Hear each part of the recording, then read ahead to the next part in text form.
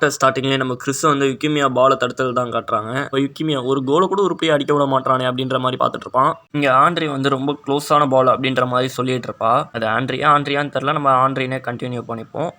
நம்ம ஈகோ வந்து சொல்லுவான், இப்படி இருந்தாலும் கிறிஸ் கூட 1-on-1லாம் போட்டு எப்படி இருந்தாலும் அந்த கோலை போட்டிருக்க முடியாது அப்படின்னு சொல்லிட்டு. அதுக்கப்புறம் நம்ம ஈகோ வந்து சொல்லுவான், நல்ல வேலை அந்த கோல் வந்து போகல அப்படின்னு சொல்லிட்டு. ஒரு வேளை அது கோலாக இருந்தால் அதுவும் போன தடவை அடித்த கோல் மாதிரி டேஞ்சரஸான ஒன்றாக இருந்திருக்கும் அப்படின்ற மாதிரி சொல்லுவான். நம்ம ஆண்ட்ரியும் இது நம்ம நாகி அடித்த கோலா அப்படின்ற மாதிரி கேட்பா. அதுக்கு நம்ம ஈகோ வந்து சொல்லுவான் அதே தான் அப்படின்னு சொல்லிட்டு. நம்ம ஆண்ட்ரி வந்து ஏன் என்னாச்சு, அது ரொம்ப அமேசிங்கான கோலாச்சு, சோஷியல் மீடியாவில் இப்போ அதுதான் ஒரு கலக்கிட்டு இருக்கு அப்படின்ற மாதிரி சொல்லிட்டு இருப்பா.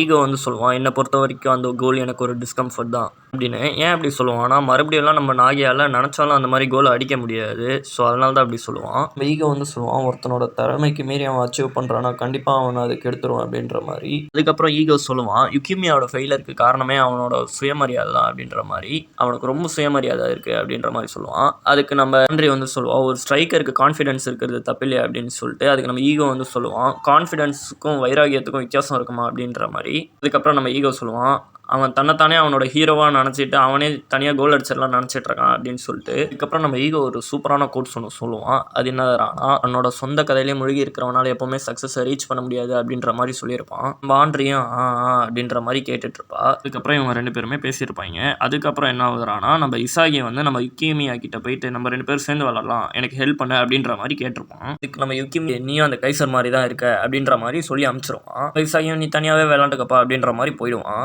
நான் கைசர் மாதிரியா அப்படின்ற மாதிரி யோசிச்சுட்டு இருக்கேன். எங்கள் மேட்ச் வந்து ரீஸ்டார்ட் ஆகுது. மேட்ச் ஸ்டார்ட் ஆகிறப்ப தான் நம்ம இசாகி வந்து யோசிச்சுட்டு இருப்பான், ஏன் என்னாலையும் யுக்கிமியாவாலையும் இந்த மாதிரி கனெக்ட் ஆக முடியல அப்படின்ற மாதிரி. அதுக்கப்புறம் நம்ம இசாகி வந்து யோசிப்பான், அவனை எனக்கு ஈக்குவலாக ஒரு பிளேயராக பார்த்து தானே அவங்ககிட்ட ஹெல்ப் கிட்டேன், அப்புறம் ஏன் வேணான்னு சொன்னான் அப்படின்ற மாதிரி யோசிக்கிறான். அதுக்கப்புறம் தான் நம்ம இசாகி வந்து யோசிப்பான், இந்த மாதிரி அவனோட ப்ரோட்டோகானிஸ்ட் ஆகணும் அப்படின்ற அவனோட விஷுவல் திங்கிங் தான் இதுக்கெல்லாம் காரணம் அப்படின்னு சொல்லிட்டு. அதுக்கப்புறம் தான் நம்ம இசாகி ப்ரோட்டோகானிஸ்டா அப்படின்ற மாதிரி யோசிச்சுட்டு இசாகி வந்து சொல்கிறான், இங்கே இந்த நாகியோட கோல், அப்புறம் இங்கே யுக்கிமியா ட்ரை பண்ண கோல், இது எல்லாத்துக்கும் அந்த ப்ரோட்டோகானிஸ்ட் ஃபீலிங் தான் காரணமாக இருக்கணும் அப்படின்ற மாதிரி யோசிக்கிறான். நான் ஒன்றும் இல்லை, என்னோட கதையில் நான் தான்டா ஹீரோ அப்படின்ற மாதிரி சில பேர் யோசிச்சுட்டு இருப்பாங்களே, அதுதான் அந்த ப்ரோட்டோகானிஸ்ட் ஃபீலிங்கு. இங்கே நம்ம இசாகி யோசிச்சுட்டு இருக்கேன், இங்கே யுக்கிமியாவும் மெஸ்ஸும் வந்து பாலுக்கு அடிச்சிட்டு இருப்பானுங்க. இங்கே பால் எடுத்துகிட்டு போயிட்டு இருக்க, எதிர்கால ரியோ பாலை பிடுங்க நிற்பான். நம்ம இசாகி வந்து யோசிக்கிறோம், இந்த ப்ரோட்டோகானிஸ்ட் ஃபீலிங் தான் இங்கே எல்லாருமே அவங்களோட ஃப்ளோ ஸ்டேட்டை ரீச் பண்ண உதவி பண்ணுது அப்படின்னு சொல்லிட்டு. அதுக்கப்புறம் நம்ம இசாகி சொல்கிறான், ப்ரோட்டோகானிஸ்ட் ஃபீலிங் வந்து ஒரு ஹியூமனோட பெர்ஃபார்மன்ஸ்க்கு கண்டிப்பாக தேவை அப்படின்ற மாதிரி யோசிச்சுட்டு, இப்போ தான் எனக்கு இதை பற்றி நல்லா புரியுது அப்படின்ற மாதிரி யோசிச்சுட்டு இருக்கான். அதுக்கப்புறம் நம்ம இசாகி சொல்கிறான், இங்கே எல்லாருமே அவங்கவுங்க ஸ்டோரியில் ஒரு ப்ரோட்டோகானிஸ்ட் தான் அப்படின்னு சொல்லிட்டு. அதுக்கப்புறம் தான் நம்ம இசாகி வந்து யோசிக்கிறான், அவங்ககிட்ட ஹெல்ப் கேட்டது இப்போ நம்ம இசாகியோட ஸ்டோரியில் யுக்கிமியாவை ஒரு சைட் கேரக்டராக ஆக்குற மாதிரி. இங்கே நாங்கள் 2 பேருமே ப்ரோட்டோகானிஸ்டாக இல்லைனா எங்களால் புது கோல்ஸே உருவாக்க முடியாது அப்படின்ற மாதிரி யோசிச்சுட்டு, நான் ரொம்ப ஷாலோவாக திங்க் பண்ணியிருக்கேன் அப்படின்ற மாதிரி யோசிச்சுட்டு போயிட்டுருக்கா போல்.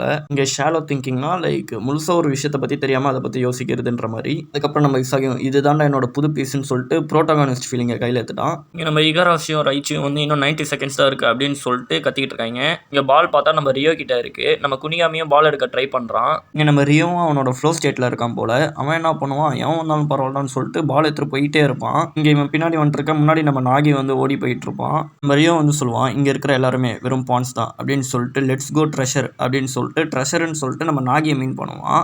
அவன் சொல்லுவான், என்னால் இங்கே நாகியை தவிர வேறு யாரையும் பார்க்க முடியல அப்படின்ற மாதிரி. இங்கே கீழே நம்ம இசாகியை வேறு காமிச்சிருக்காங்க. அண்ட் கைஸ், சாப்டர் 198 போகிறதுக்கு முன்னாடி இதை கொஞ்சம் ஸ்கிப் பண்ணாமல் கேளுங்க ப்ளீஸ். என்ன மேட்டர்னா, இதுக்கப்புறம் நான் 2 சாப்டர்ஸாக போடலான்னு இருக்கேன் ஒவ்வொரு எபிசோட்லேயும். இதை ஏன் நான் இப்போ சொல்கிறேன்னா, ஸ்டார்டிங்கில் போடுறதுனால நிறைய பேர் ஸ்கிப் பண்ணிடுறீங்க, அதனால் வீடியோ எங்கேஜ்மெண்ட் குறைஞ்சிருது. ஸோ அதனால தான் நான் இப்போ நடுவில் சொல்கிறேன். அண்ட் இன்னொரு மேட்டர் என்னன்னா, இந்த மே மந்த்குள்ளே எப்படியாவது நம்ம 1000 சப்ஸ்கிரைபர் அடிச்சிடலாம்னு நான் நினைக்கிறேன். ஸோ முடிஞ்ச அளவுக்கு எல்லாருக்குமே ஷேர் பண்ணுங்கள், அப்படியே நம்ம சேனலை பற்றி மற்றவங்க கிட்ட சொல்லுங்கள்.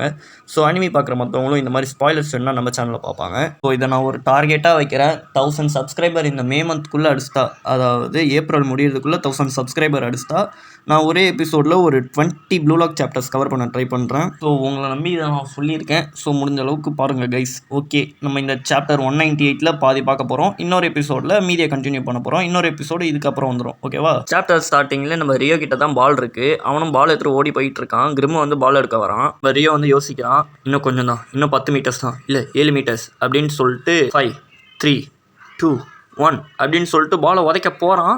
சைடில் பார்த்தா நம்ம இசாகி வணக்கம் நான் மாப்பிள்ள ஜாலியாக இருக்க அப்படின்ற மாதிரி வரான். அந்தவன் ஒரே பால் எங்கேயோ பறந்துருச்சு. இவன் ரியோ வந்து இசாகி அப்படின்ற மாதிரி கத்திட்டு இருக்கான். இசாகி வச்ச பால் நேராக நம்ம கிறிஸ் கிட்ட போகுது. நம்ம கிறிஸும் நான் ரொம்ப லக்கி போலையே அப்படின்ற மாதிரி சொல்லிட்டு இருக்க. பின்னாடி நம்ம நவோ வந்து ஒரே இடி பால் அங்கே பறந்துட்டு இருக்க. மேலே ஒரு கிக்கு. நவோ சொல்லுவான் நம்ம டைம் முடிஞ்சிச்சுக்கண்ணா அப்படின்னு சொல்லிட்டு. பால் வந்து இப்போ சிகிரி கிட்ட போகுது. சிகிரியை உதைக்க போக நடுவில் கொரோனா வந்து தடுப்பான். சிகிரி வந்து என்ன பண்ணுவான், பாலை கிக் பண்ணிடுவான். அந்த பால் நேராக போயிட்டு இருக்க நடுவில் நம்ம ஆகி வந்து எடுப்பான். அதோட இந்த சாப்டர் முடியுது. இதோட அடுத்த வீடியோவை இன்னும் கொஞ்ச நேரத்தில் போட்டுருவேன். அதில் உங்களை சந்திக்கிறேன். Tata bye bye guys. அப்படியே மறக்காம அந்த 1000 சப்ஸ்கிரைபர் சேலஞ்சை மறந்துடாதீங்க. முடிஞ்ச அளவுக்கு டார்கெட்டை ஏப்ரல் முடியறதுக்குள்ளேயே அடிக்க பாருங்கள். ஓகேவா, உங்களை நம்பி கொடுக்குறேன். தேங்க்யூ ஃபார் வாட்சிங்.